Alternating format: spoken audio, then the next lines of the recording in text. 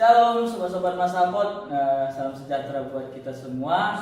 Lama tidak bertemu ya di dalam sermon Masapot ya. Ya karena anak hilang datang kembali. Kondisi kesibukan ya, bukan hilang ya, kesibukan ya, beberapa kawan-kawan. Kita mencoba untuk dengan suasana yang berbeda tapi kembali kepada suasana yang seperti semula. Ya, sobat-sobat Masapot, sebelum kita memulai sermon kita yang diambil dari 1 Samuel 8 ayat 4 sampai 11. Sebelumnya kita akan memulai sermon kita di dalam doa. Saya minta Pendeta Rolandi untuk memulai dalam doa. Ya, baik. Sobat Masapot, kita berdoa. Kami bersyukur atas segala cipta dan kasih Tuhan yang terus memberkati kami untuk menjadi berkat. Saatnya bagi kami mau menjadi berkat bagi sobat-sobat Masapot lewat pendalaman Alkitab kami dalam sermon. Biarlah Tuhan yang memberkati kami semua. Dalam Yesus Kristus kami berdoa. Amin. Amin. Sobat-sobat Masapot, seperti yang saya katakan tadi, yang menjadi bahan sermon kita untuk Minggu tanggal 9 Juni 2024 diambil dari 1 Samuel pasal yang ke-8 ayat yang ke-4 sampai ayatnya yang ke-11 dengan tema Tuhan menguatkan hambanya. Saya akan bacakan firman Tuhan dari 1 Samuel 8 ayat 4 sampai ayat yang ke-11. Demikian firman Tuhan. Israel menginginkan raja. Sebab itu semua tua-tua Israel berkumpul dan datang kepada Samuel di Rama. Mereka berkata kepadanya, "Engkau sudah tua dan anak-anakmu tidak mengikuti jejakmu. Sebab itu, angkatlah bagi kami seorang raja untuk memerintah kami, sama seperti semua bangsa lain." Tetapi Samuel kecewa ketika mereka berkata, "Berikanlah kami seorang raja untuk memerintah kami." Maka Samuel berdoa kepada Tuhan. Tuhan berfirman kepada Samuel, "Dengarkanlah suara rakyat. Semua yang mereka katakan kepadamu, bukan engkau yang mereka tolak, tetapi akulah yang mereka tolak supaya aku tidak lagi menjadi raja atas mereka. Mereka meninggalkan aku dan beribadah kepada ilah-ilah lain sejak aku menuntun mereka keluar dari Mesir sampai sekarang. Sama seperti yang mereka lakukan kepadaku, demikian juga mereka lakukan kepadamu. Sebab itu, dengarkanlah suara mereka. Hanya saja engkau harus memberi peringatan keras kepada mereka dan memberitahu mereka hak raja yang akan berkuasa atas mereka." Samuel menyampaikan semua perkataan Tuhan kepada rakyat yang meminta seorang raja kepadanya. Katanya, "Inilah hak raja yang akan berkuasa atas kami. Ia akan mengambil anak-anakmu laki-laki untuk ditugaskan di kereta perang atau di pasukan berkuda ataupun berlari di depan keretanya." Demikian firman Tuhan. Ya, sahabat-sahabat Masapot dimanapun berada, pada saat ini kembali kita ditemani oleh Bapak Pendeta Rolandi Situmorang dan Bapak Pendeta Raja Sinaga yang menjadi narasumber kita. Ini orang-orang yang luar biasa ini. Amin. Mungkin saya kasih ke Pendeta Raja terlebih dahulu ya. Kira-kira Bang, apa yang menjadi latar belakang dari kitab Samuel ini? Apa yang mau ingin Abang katakan tentang nas kita pada saat ini? Oke, baik, terima kasih Bang Pendeta Hendrik Barus. Ya, rekan-rekan Masapot, tadi sudah kita baca dari Alkitab yang ini terjemahan baru 2 ini ya. Iya, terjemahan baru 2. Iya, terjemahan itu terjemahan baru 2. Jadi tentunya pesannya sama yang dengan terjemahan baru 1 juga. Di mana gambarannya di sana adalah orang-orang Israel yang waktu itu masih sistem pemerintahannya teokrasi. Jadi di teokrasi mereka memang menempatkan Tuhan itu sebagai pemimpin ataupun yang mengarahkan mereka, dan Tuhan memakai ya imam waktu itu ya, imam yang menjadi saluran atau penyampai pesan Tuhan kepada para rakyatnya. Jadi belum ada di sana raja atau pemimpin yang kita kenal sekarang sebagai raja. Nah, tetapi para rakyat itu ternyata mau ada perubahan di dalam kehidupan bermasyarakat. Ya, mereka mau mengubah sistem itu dari yang tadinya teokrasi itu menjadi sistem monarki, ada raja yang menguasai ataupun memerintah pada mereka. Jadi itu yang saya sebagai pengantar saya. Iya, ada yang mau ditambah Bang? Iya, jadi memang perubahan sistem yang diminta oleh orang Israel pada saat itu, secara khusus para tua-tua Israel ya bahkan, ya itu memang sesuatu yang menarik. Apa yang menjadi hal yang tidak nyaman atau apa hal yang mereka rindukan, sehingga sistem yang dilakukan oleh mereka dengan istilah teokrasi Bang ya, semuanya itu berada di bawah pimpinan Allah. Harusnya dengan di bawah pimpinan Allah, maka semua tua-tua Israel tidak mengalami kegaduhan pikiran, karena toh semuanya dipimpin langsung oleh Allah. Nah, ini kan perlu menjadi sebuah sebuah pertanyaan refleksi bagi kita juga, apa yang terjadi pada saat itu.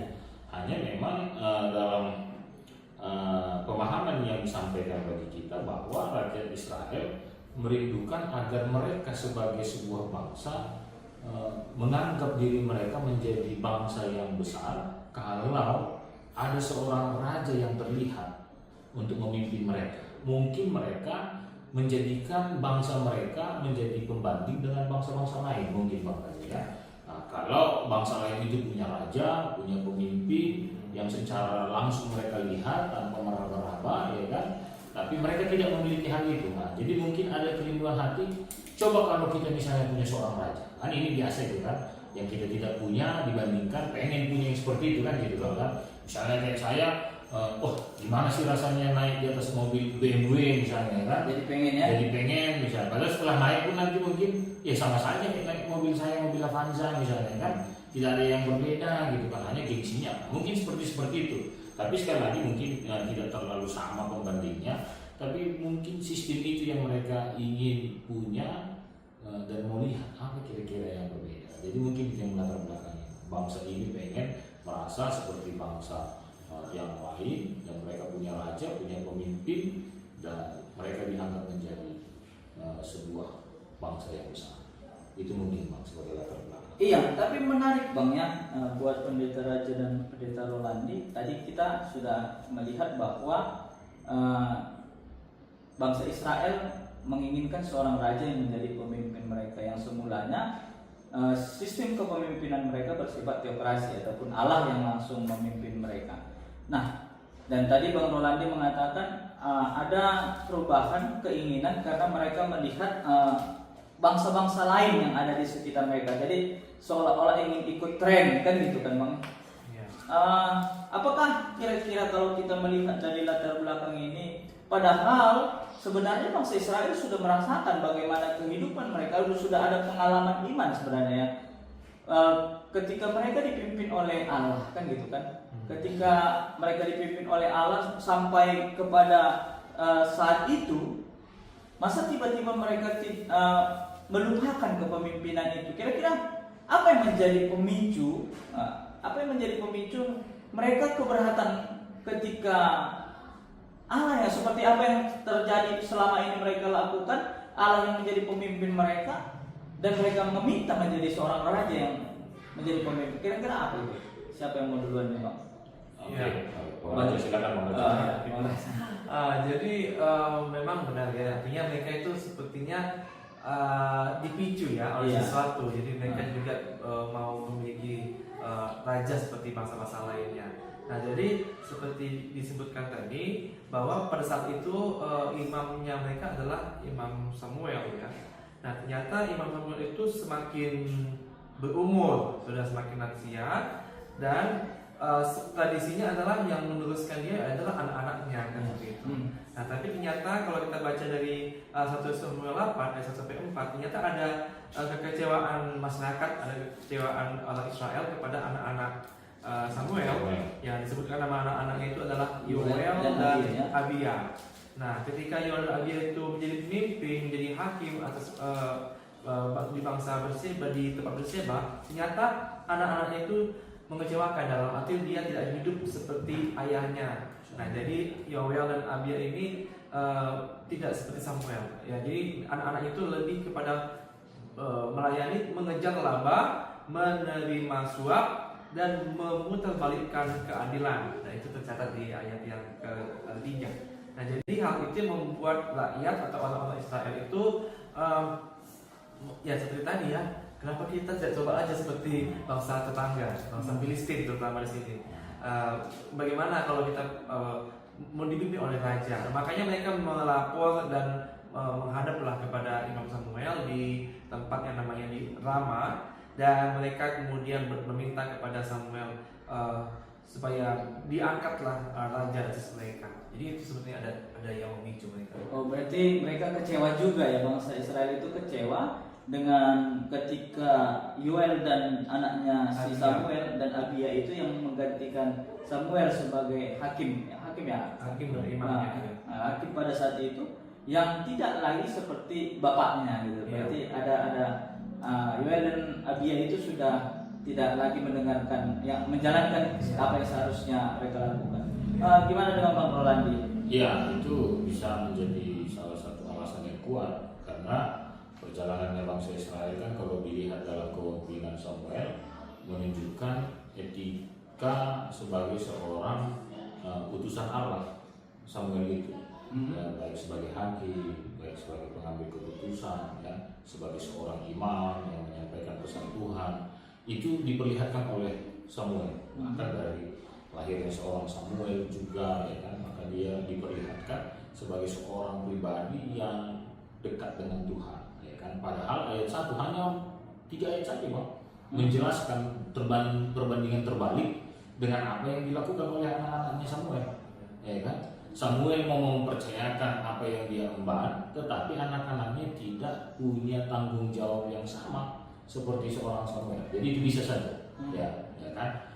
Tapi yang kedua juga bagi saya, ini secara logika saya saja, cara berpikir saya ya.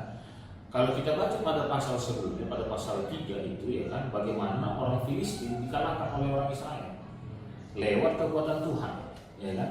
Harusnya saat kita percaya tentang kekuatan Tuhan, tidak ada lagi yang kita ragukan. Oke, itu satu. Tapi dimungkinkan lewat kepemimpinan yang tidak sesuai dengan firman Tuhan, apalagi dalam dalam aturan main orang Israel, ya. Yosua itu bisa berhasil dan beruntung apabila engkau merenungkan Taurat Tuhan siang dan malam, kan begitu. Atau dengan jelas dia putih tidak hitam, kira-kira begitu. Tidak ada yang abu-abu, tidak ada yang ragu-ragu di sana. Kemungkinan juga ada keraguan para tua-tua yang sangat mengenal tentang Taurat Tuhan, yang sangat mengenal tentang kepribadian Tuhan pada saat itu sebagai rekan sekerja Samuel, melihat hal ini akan menjadi sebuah kemunduran dalam kehidupan orang Israel. Ya kan? Oke, dulu kita diberkati Tuhan karena kita punya pemimpin seperti seorang Samuel, ya kan, sebagai imam bagi mereka, sebagai hakim bagi mereka yang adil. Tapi kalau begini sistemnya, jangan-jangan kan begitu. Baru Sistem yang mana? Sistem yang tadi itu yang dibaca oleh Bang Raji pada ayat 1, 2, 3. Anak-anak Samuel itu mencari laba, suap, ketidakadilan, ya kan. Ini akan jomblang, bisa jadinya begitu kan. Sehingga mereka merasa perlu pemimpin yang seperti Samuel. Ya, hanya kita sebut saja dia menjadi seorang raja, kira-kira begitu, supaya ada sistem pemerintahan yang jelas dipimpin oleh seorang raja. Karena buktinya juga ke depan, kalau kita baca pasal berikutnya, ternyata mereka memilih seorang raja juga yang kategorinya adalah yang takut akan Tuhan. Kan begitu. Berarti kan memang mereka ingin tetap bangsa itu, tapi dalam sistem yang berbeda, tetap di dalam Tuhan. Kira-kira begitu, Bang. Iya, tapi menarik ini ya, Bang ya. Tadi ada latar belakang yang berbeda saya lihatnya.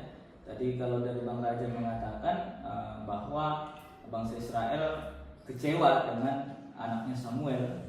Tapi tadi Bang Rolandi bilang ya akhirnya mereka melihat itu ada kemunduran dan mereka menginginkan sosok pemimpin yang seperti Samuel, walaupun konsepnya sudah berbeda ya, raja yang langsung bersama-sama dengan mereka kan gitu kan Bang ya. Padahal selama ini mereka itu yang menjadi pemimpin buat mereka adalah Allah yang sebenarnya mereka sudah rasakan sendiri ketika mereka dipimpin oleh Allah. Sudah banyak pengalaman iman mereka. Ini menarik. Dan kita boleh lihat, kita masuk ke dalam teks kita, ketika dikatakan tua-tua itu berkumpul dan mereka menyampaikan apa yang menjadi keluhan mereka kepada Samuel, tapi ada respon Samuel kecewa, kan gitu kan? Kira-kira apa yang membuat Samuel kecewa? Padahal secara logika, coba ya, secara logika kita berpikir, anaknya kok yang sudah melakukan kesalahan, dan wajar mereka kecewa dengan kondisi itu, dan mereka mengganti yang menjadi hakim buat mereka pada saat itu bukan lagi anaknya yang dikatakan di dalam ayat yang ketiga sudah lari, dikatakannya anak-anaknya itu tidak mengikuti jejak ayah mereka, mereka berpaling pada keuntungan semata, mereka menerima suap dan memutarbalikkan keadilan, kan gitu kan? Ya. Ini jelas kesalahan anaknya, tapi kenapa kok Samuel kecewa gitu? Ya, juga. Iya, baik, terima kasih. Nah, jadi sebetulnya tadi karena sistem mereka teokrasi, artinya mereka memang memakai sistem Tuhan yang memimpin, Tuhan yang memerintah pada masa itu. Keputusan ada dalam Tuhan, tapi Tuhan memakai nalurannya, yaitu imam atau hakim tadi. Jadi para imam inilah atau para hakim inilah yang menyampaikan pesan-pesan, memberikan keputusan, memberikan pilihan-pilihan yang harus wajib itu ya diikuti oleh para rakyatnya. Nah, jadi walaupun itu adalah manusia biasa ya, walaupun hakim itu adalah manusia biasa, tapi dia bekerja ataupun bertindak mengambil keputusan itu adalah dengan pemahaman bahwa dia adalah perwakilan dari Tuhan Allah. Nah, jadi ketika tadi Samuel itu dikatakan tadi rakyat tidak mau lagi pakai diminta oleh imam, tidak boleh lagi dilanjutkan oleh anak-anaknya si Samuel. Nah, dia kesal ya. Kalau di bahasa TB1 dipakai sistem kata-kata kesal. Nah, jadi kenapa dia kesal? Karena dia memang menempatkan posisi dia itu ya sebagai satu, dia sebagai manusia biasa, tapi yang kedua dia adalah pilihan Tuhan juga. Nah, untuk menyampaikan pesan itu, ketika dia itu ditolak atau tidak boleh lagi anak-anak yang menjadi imam, tidak boleh menjadi hakim, dia secara manusia juga ada rasa kesal itu tadi. Rasa dia seperti tidak dipercaya lagi, dia merasa tidak lagi dianggap terhormat, ya dia merasa keimamannya atau kehakiman itu diragukan seperti itu. Nah, jadi itu yang membuat dia merasa kesal. Oh gitu ya. Meskipun anaknya yang sudah melakukan kesalahan. Iya, meskipun anaknya. Gimana bang? Betul. Ya. Sangat apa namanya terbuai dengan apa yang disebutkan oleh Bang Raja tadi. Padahal anaknya yang melakukan kesalahan. Tapi memang saya setuju seperti yang dikatakan oleh Bang Raja. Secara manusiawi sah-sah saja Bang. Bagaimana hubungannya dengan anak-anaknya? Jangan-jangan kan kita kan memang sebagai orang tua kan kadang selalu berpikir selalu ada saja kesempatan untuk berubah, ya kan? Jangan-jangan Samuel juga sedang mengharapkan hal itu terhadap kedua anaknya. Ya. Tapi yang tadi dikatakan oleh Bang Raja, Samuel mengesalkan Samuel. Kalau tadi Bang Henry baca kecewa, saya tidak hampir mengalami apa perbedaannya kesal dan kecewa. Saya rasa sama saja. Nah, hanya saja kekesalan ataupun kekecewaan itu, ya tadi mungkin sengaja tidak dilanjutkan Bang Raja supaya ada kesempatan bagi saya, adalah walaupun dia kesal dan kecewa, kekesalan dan kekecewaan itu dibawanya sama Tuhan. Maka berdoalah dia kepada Tuhan, ya kan? Nah, jadi mungkin nanti bisa dimasukkan itu ya, kita harus menyampaikan sama Tuhan sehingga saat dia kesal dia tetap berada dalam pimpinan Tuhan. Ya, jangan dibawa oleh pikirannya. Ya, mungkin itu aja Bang. Karena Boto ini sudah bilang tinggal berapa menit lagi. Iya. Tapi menarik ya. Ada diskusi antara Samuel dan Tuhan dan Allah pada saat itu ya. Ketika Samuel menyampaikan apa yang menjadi pergumulannya, kekecewaannya, maka Tuhan merespon, dengarkanlah suara rakyat semua yang mereka katakan kepadamu, bukan engkau yang mereka tolak, tetapi akulah yang mereka tolak supaya aku tidak lagi menjadi raja atas mereka, kan gitu. Bahkan dilanjutkan, mereka meninggalkan aku dan beribadah kepada ilah-ilah lain sejak aku menuntun mereka keluar dari Mesir sampai sekarang, sama seperti yang mereka lakukan kepadaku, demikian juga mereka lakukan kepadamu. Jadi kira-kira apa yang ingin kita melihat teks ini, yang ingin dikatakan di dalam 1 Samuel ini?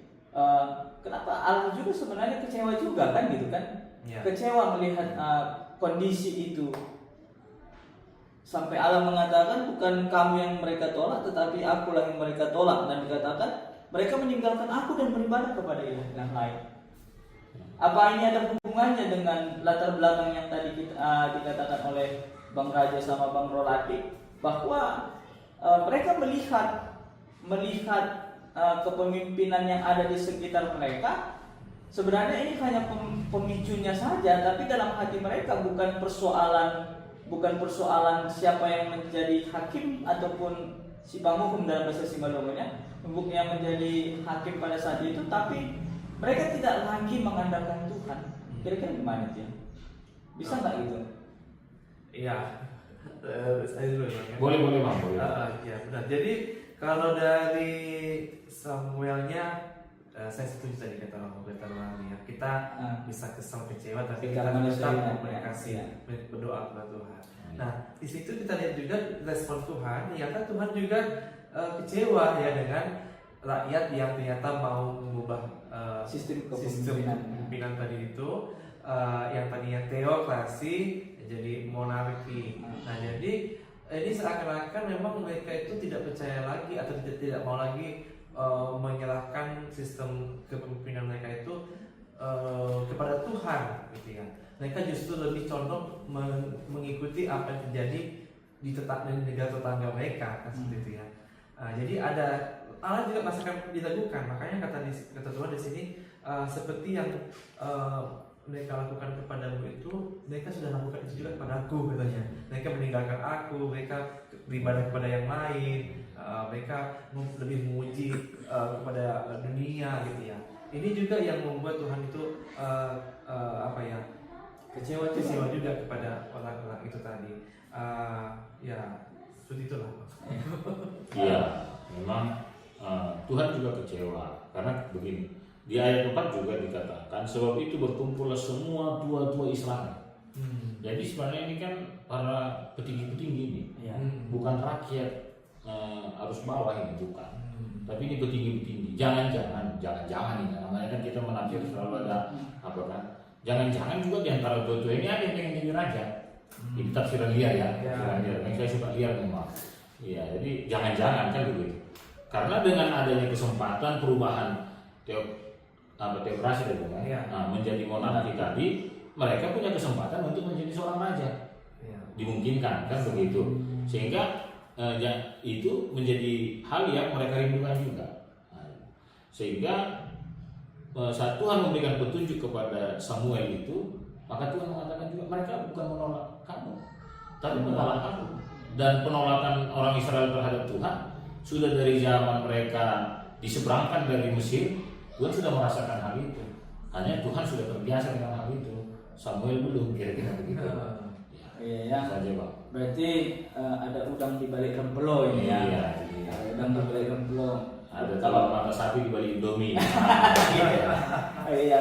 Jadi itu yang sebenarnya kalau mereka kecewa dengan anaknya Samuel, Joel dan Abia, ya ganti aja penghukumnya kan gitu kan, bukan diganti sistem kepemerintahan. Hakimnya ganti ya. Hakimnya itu aja ganti kan gitu ya. Oke, berarti itulah yang boleh kita lihat di dalam konteks kita pada saat ini, dan itu yang kita hubungkan dengan tema Tuhan menguatkan hambanya. Kira-kira apa yang mau ingin dikatakan? Kita lihat latar belakang kekecewaan Samuel kan gitu kan.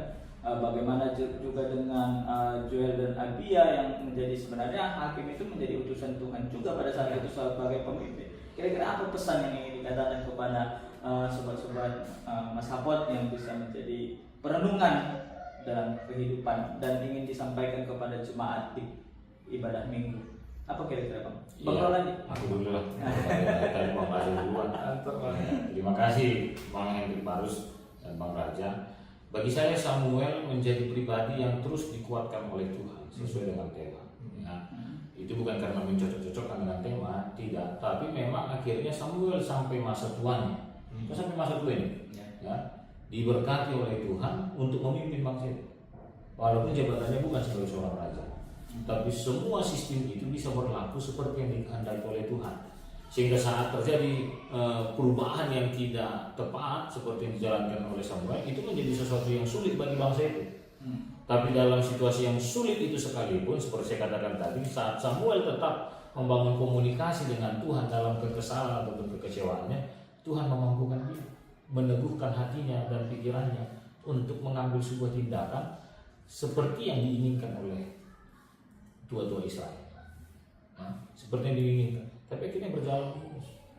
Ya, tidak ada pergejolakan yang terlalu berlebihan disebutkan, ya, tapi semuanya berjalan dengan mulus. Dan kalau boleh saya katakan, akhirnya bangsa itu tetap ternyata tidak ditinggalkan oleh Tuhan, walaupun seperti itu bangsa itu.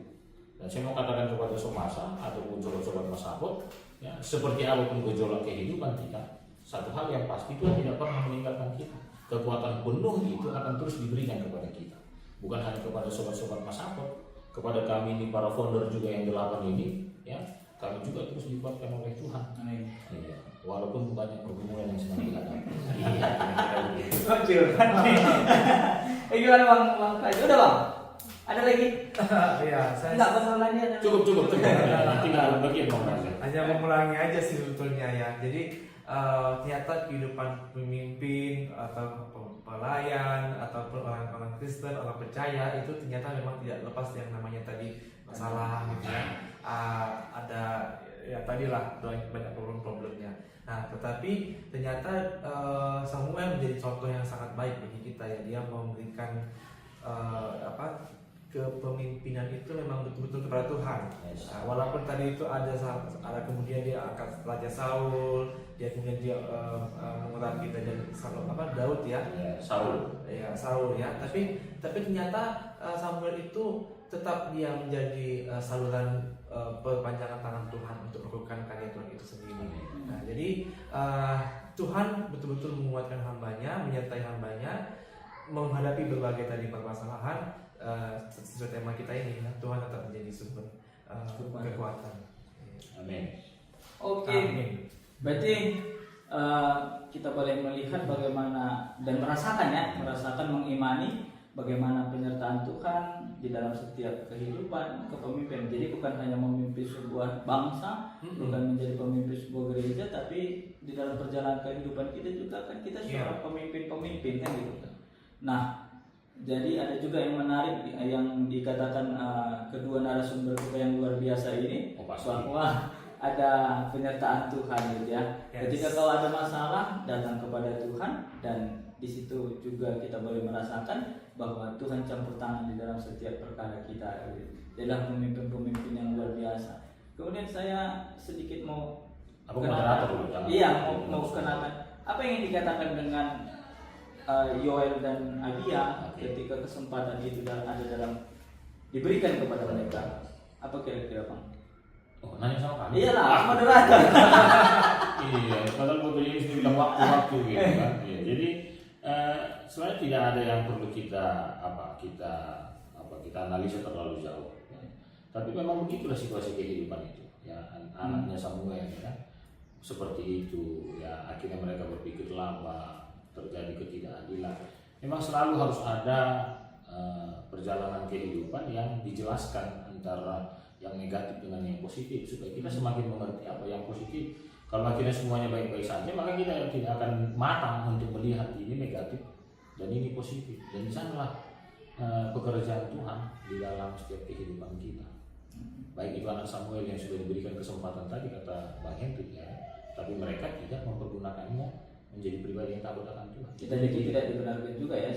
Dan itu menjadi pembelajaran bagi kita. Itu dia. Untuk menjadi pembanding ya. Iya. Apa yang boleh kita lakukan dan apa yang tidak boleh. Karena kita bisa suka-suka walaupun kita anak seorang Samuel gitu. Gimana Bang? Iya, sepakat. Oke. Sobat-sobat Masabot semasa dimanapun berada, kita sudah sedikit mengupas Bahkan kita pada saat ini dari 1 Samuel 8 ayat 4 sampai 11 yang mungkin ini bisa membantu para sobat-sobat Mas Hafid untuk menyampaikan firman Tuhan untuk ibadah Minggu tanggal 9 Juni 2024. Demikian sermon kita pada saat ini. Tuhan Yesus memberkati. Kita akan tutup sermon kita. Saya minta pendeta Raja untuk memimpin kita dalam doa. Baik, mari kita berdoa. Kami bersyukur Tuhan, Engkau mengajarkan kami bagaimana kekuatan itu Tuhan, Engkau curahkan kepada kami semuanya. Tuhan, Engkau mengangkat dan juga memberikan kami kepercayaan. Kami boleh memimpin berbagai kelompok, atau kami juga boleh memimpin diri kami sendiri dengan berbagai tantangannya Tuhan. Biarlah Engkau menguatkan kami semuanya. Engkau kuatkan seluruh sahabat-sahabat Mas Hafid untuk bisa menjadi saksi Kristus melalui hidup kami masing-masing. Dalam nama Tuhan Yesus kami berdoa dan mengucap syukur. Amin. Amin. Sampai jumpa di sermon minggu yang akan datang.